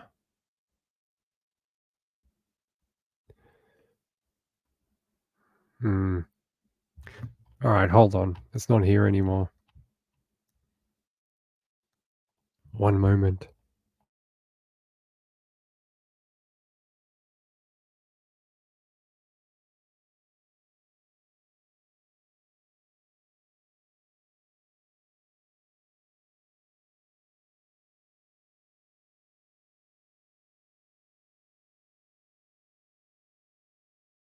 There we go. It says Earlwood, grim addition to search for mother who gave birth to a baby by a riverbank as cops reveal area of interest. Blood detection dog joins search for mum and newborn baby. They said placenta and umbilical cord discovered on the banks of the Cooks River. So they're saying that was about 4:30 p.m. Monday, which was yesterday, after a passerby or walking a dog spotted a placenta and an umbilical cord. They said search teams, boats, and divers returned to the area at first light on Tuesday after a large-scale search of the river and surrounding areas was conducted overnight. Police divers are currently searching the mangroves and the water's edge of the Cooks River as a blood detection dog joins the search. They said, we have located an area that we need to do further forensic examination, and I'll have more to say about that once we know what it is. The site is right near the river. There's mangroves. It's particularly muddy down there, so we just need to work through that. She said childbirth could be distressing and a traumatic time. They said, I'm deeply concerned for the safety and the mental health of the mother and also for the safety of the baby. I ask that she comes forward to health services, to police, to anyone that can offer her a form of support during this very difficult time. They said, I need to know that she is safe and that she is receiving the support that she needs right now. So I don't think they're going to arrest her or anything. They just want to know that she is okay. They just want to know that she's not in any, medical need or danger. They're trying to figure it out. What a weird situation. Let me see if I can find you anything. You've been resting for years. All right. Let me see if I can find you a video update on this. Cooks River.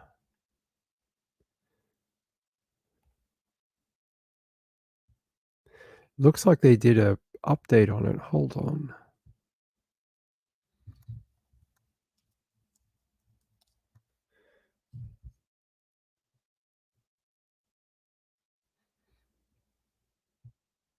Mm-hmm.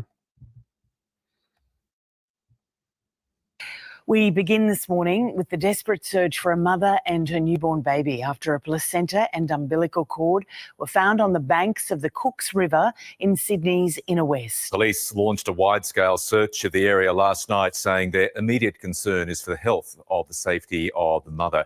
Let's go straight to reporter Jessica Rendell. Jess, good morning. Now, we understand police are ramping up their search efforts this morning. They are, Michael. We're hearing that this morning police divers will be on the scene, along with officers who will be on boats on the Cooks River searching through that area. But also officers on foot will be gathering around here at first light to try and find the mother and newborn child after this discovery was made here yesterday afternoon. They were first alerted to this after a man who was walking his dog just in this area here behind me found a placenta and umbilical cord and called police. Now, when police arrived on scene, they conducted forensic testing and confirmed that it did belong to a human. Now, since then, they've opened up an investigation and have been searching all through the night and will start again at first light this morning. Police held a late night press conference last night and they said they were exploring every possible scenario. Take a listen. All we know is that a placenta and an umbilical cord was located. Obviously, our search undertaken will hopefully identify what has taken place. Whether that birth or the delivery of that child occurred at this location or another location is yet to be determined. Now, there has been no sign of the mother or child yet, and police have been in contact with hospitals around the area. Their main messaging here today is that their concern is for the well-being of the mother and child, and that if they do not want to speak to police, they don't have to, but police are asking that they turn themselves in to a hospital so that they know that they are alive and safe. This is a very busy walking track, this area here. There are lots of people who walk their dogs, ride their bikes along this area, along the Cooks River, and so police are hoping that there might be some witnesses who would have information that could help them solve this mystery. So if anyone was in the area walking along the river here yesterday, police are asking them to come forward and help them solve this mystery, Michael. Jess, thank you.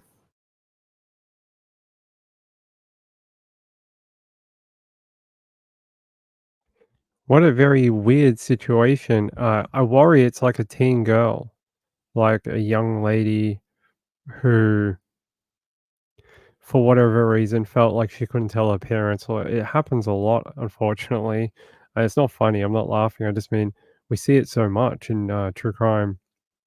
I mean, you have the classic case in America of that teenage girl. Was it in Texas? That cheerleader. She hid her pregnancy from a lot of people. Then she they tried to say she burned the baby. I don't know if that actually happened. I think in court they said they couldn't prove it, but that she buried her in the backyard or whatever. So it happens quite frequently. I just wonder if that's sort of the situation because an adult has a home, unless it's born out of an affair or something and they don't want their husband to know. It would be more like someone who doesn't have resources or someone who could be in an abusive relationship, someone who has a controlling relationship where if their partner found out that they were somehow pregnant but not from them, they would be at a risk for some reason. I don't know. I can understand why police are very concerned for the woman's welfare, and hopefully she does either come forward anonymously and at least go to a hospital and say, hey, I'm okay, give me a checkup and let me go home, and please stop talking about it in the media or something like that. But hopefully they figure it out.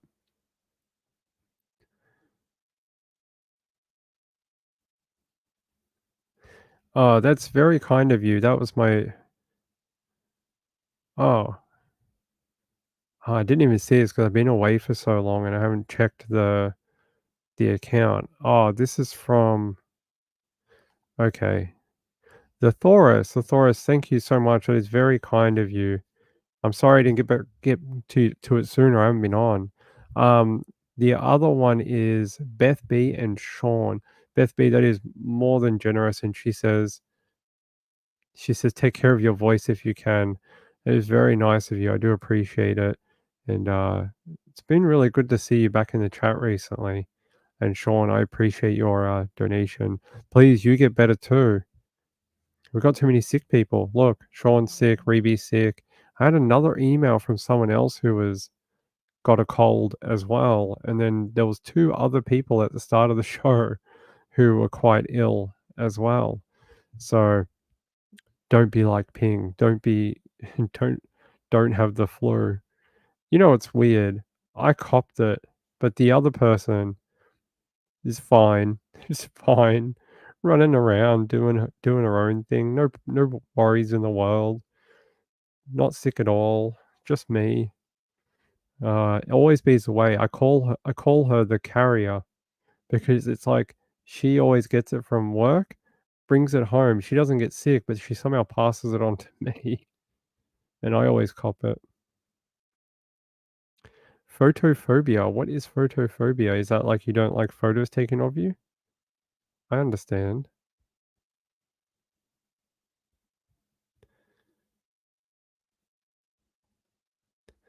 Ruby says, I'm now at a second pharmacy looking for Panadol.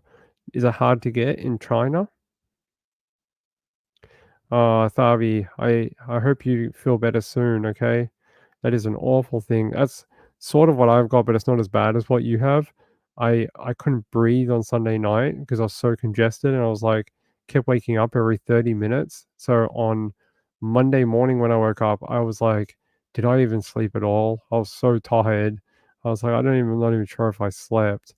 So we got some cough syrup last night, and that's been helping a lot. A really, really helpful. What is it? Bromexide or something? It helps a lot. If you have the chesty thing and congestion, get the one that has that brohexamide in it. That stuff breaks it all down in an instant. Oh, it's an aversion to light. Oh.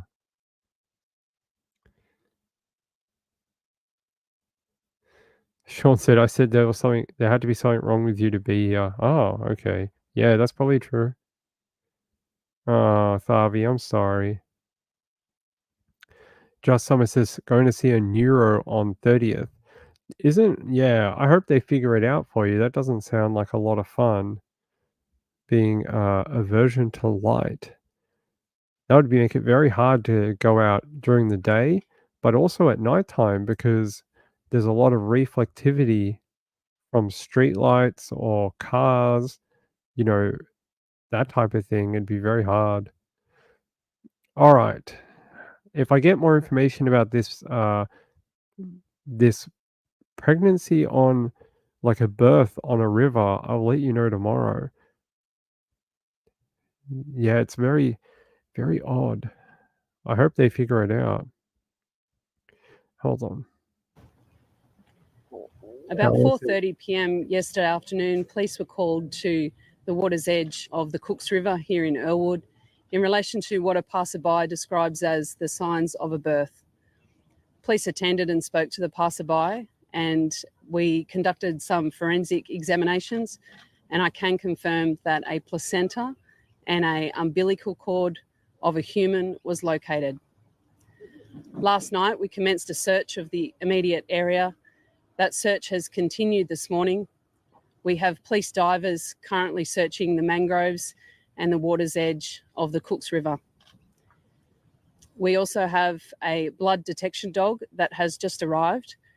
And just moments before conducting this conference, we have located an area that we need to do further forensic examination. And I will have more to say about that once we know what that is. Last night, I appealed for anyone with information to contact Crime Stoppers on 1800 333 000. Anyone that might have been in the area of Lang Road, Wardell Road, Tennant Parade and Ewan Park in the Earlwood and Hurlston Park areas that may have noticed a distressed woman or a pregnant woman and had any information that they could assist police with this investigation to come forward. That appeal continues. If anyone has any information, it would be greatly appreciated at this time. Can I say that childbirth for many people can be a traumatic time and it can be very distressing. I am deeply concerned for the safety and the mental health of the mother and also for the safety of her baby. I ask that she comes forward to health services, to police, to anyone that can offer her any form of support during this very difficult time. I need to know that she is safe and I need to know that she is receiving the support that she needs right now. Are there any? All right, I'm not going to go through all the questions. It'll just be media reporters asking a million things and the cop just going, at this time in the investigation, we can't answer that. It's an ongoing investigation. Anything about the facts of the investigation, I can't answer to as it's an ongoing investigation. So we'll wait until they have more information. Just Summer said it's sort of a migraine thing. Oh.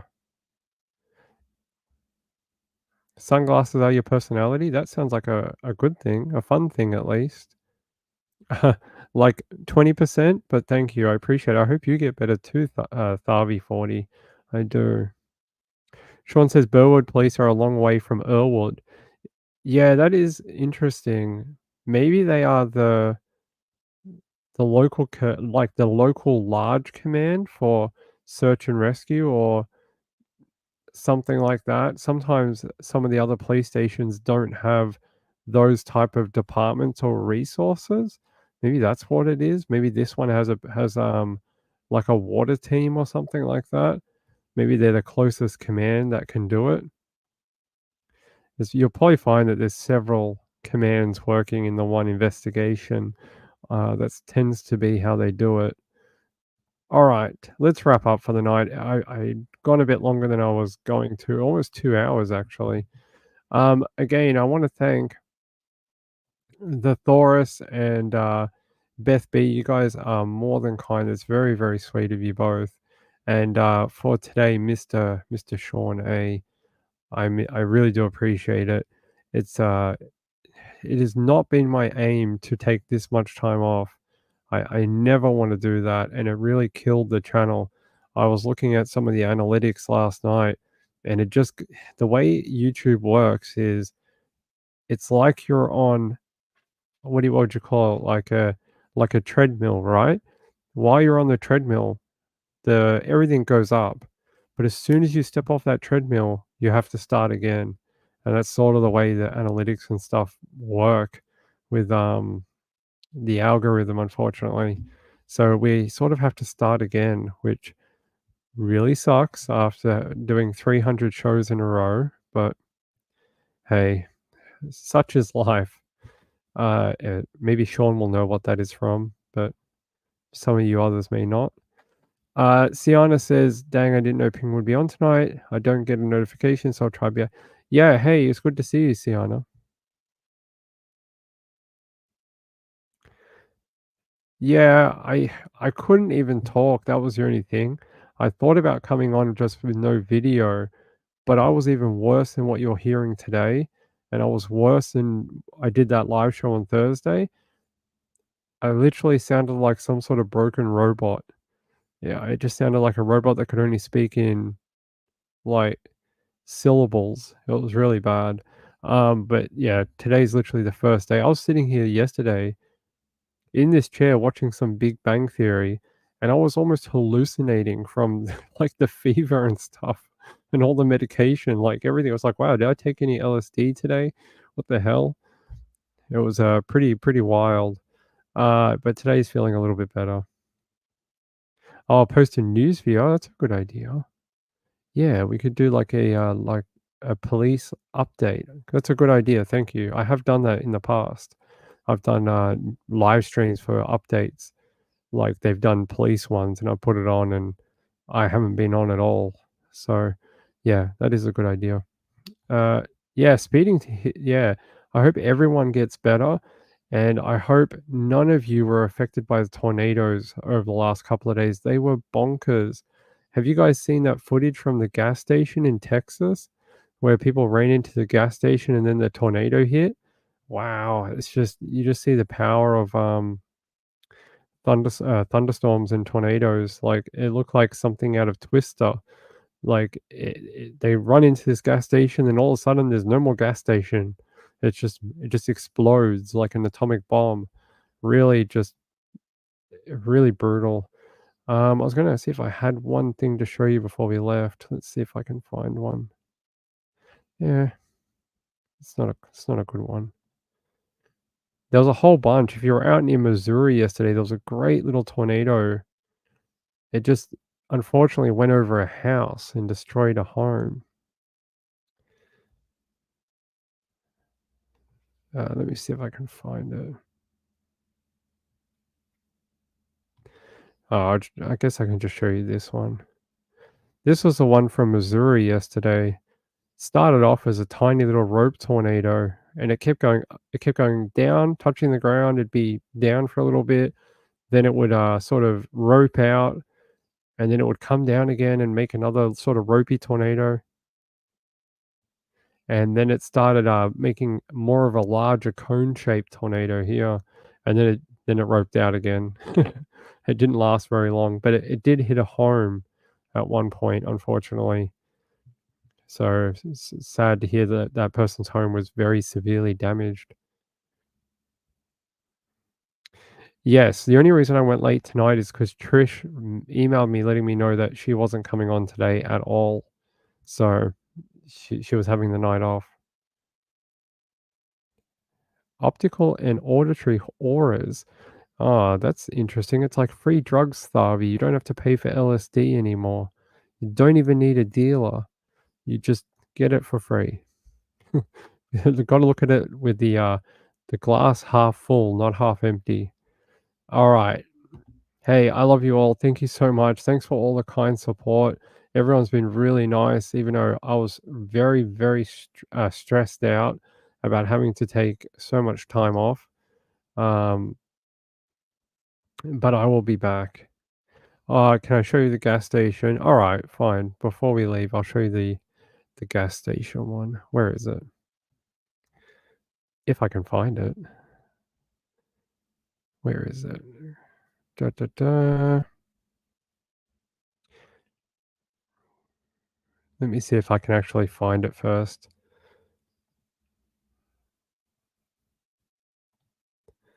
Why can't I get to my own page? Come on.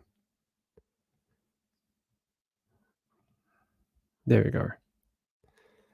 Here. The person is Connor Stein, so I'll put it here. I'll share this tab.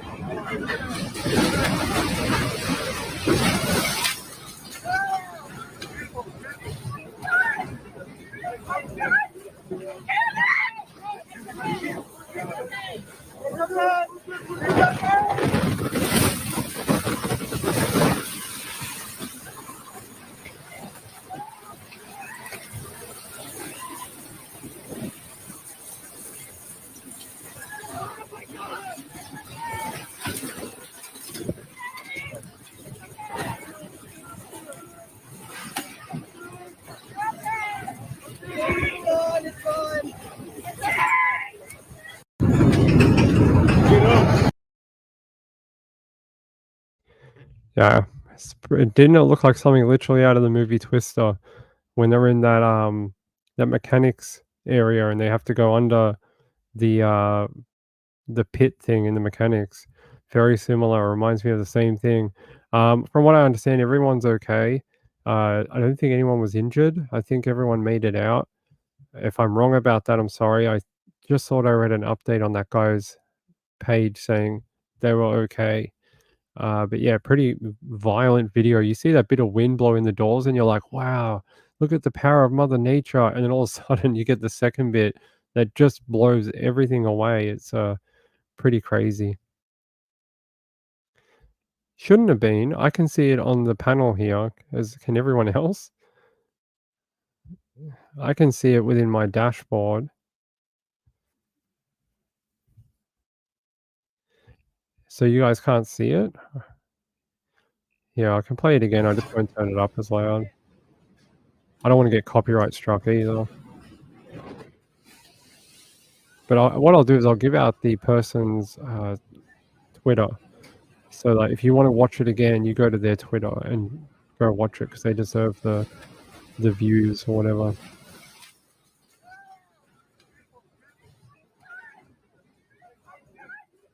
Yeah, that bit you go, wow, look at the power of the tornado or winds or whatever. And then it just goes kaboom. There we go.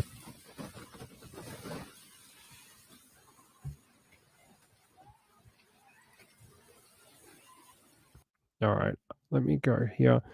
Let me grab the link to their page for them. There you go. There's their page on Twitter. So go there if you'd like to watch it again. Probably I would too, to try and hide the phone from being smashed. But yeah, pretty brutal. Apparently they went in there to hide, to check the radar or something, and ended up getting caught by the storm. It was probably moving very quickly, unfortunately. All right. All right, one more, and then we're going, okay? One more. Watch this. Terrifying moment. Lioness leaps into family's garden and emerges with their pet Rottweiler in its jaws. What the hell? Let's watch this. Where is the lioness? Oh, there it is, in the bottom of the corner. It even turned the light on.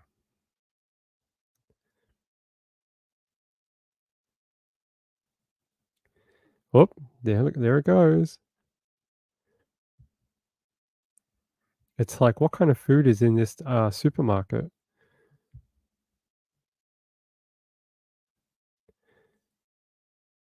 God, they're big animals, aren't they? Tiger, lions. It even waited for the light to go out. What a clever animal. And let's guess, the dog came and barked at it.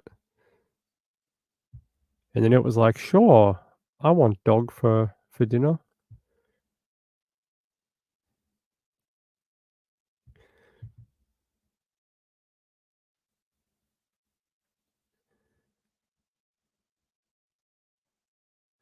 Now we're waiting for the, oh, here he comes. Oh my God, there it goes. And it has the dog. Bye, puppy. It's the circle of life. All right. Did it drop the dog? Nope. Still got it. Oh, I think it killed the dog. Oh, there you go. There's your National Geographic with Ping on your Monday night. Right. I mean, I don't know what country that was. That can't have been anywhere. That has to be somewhere like India or... What country is this? It's Kenya, Nairobi. So it's Africa. No, yeah. Okay. That seems normal.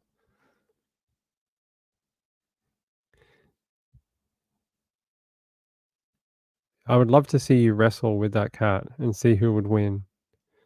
All right. Hey, I love you all. Have a great night. I'm going to go recuperate a little more. And I hope to be back tomorrow to work through some more of the Lynn trial. We missed about 4 days of Lynn trial, or 3 days or something, by the time we come back tomorrow. And there's a lot to catch up on, including some cell tower data, which I'm going to go and work on this evening to make some PowerPoint slides for you. What time is it? It's about 2:30 in the afternoon, 2:30 p.m. Yeah, I think most people would have firearms that lived in that locale. All right.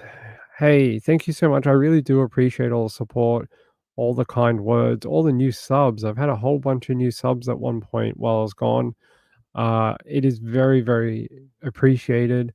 And I'm sorry to all the new subscribers that were like, man, they told me to subscribe to this channel and the dude is never here. Like, why did I subscribe to this place? This guy just doesn't produce any content. It's just bad timing. haven't had a day off in almost like 300 shows or something, and then end up having to take about 4 or 5 days off. Hey, we sometimes just get sick. It's not much you can do. I will see you tomorrow. Should be the early show, about 11 a.m.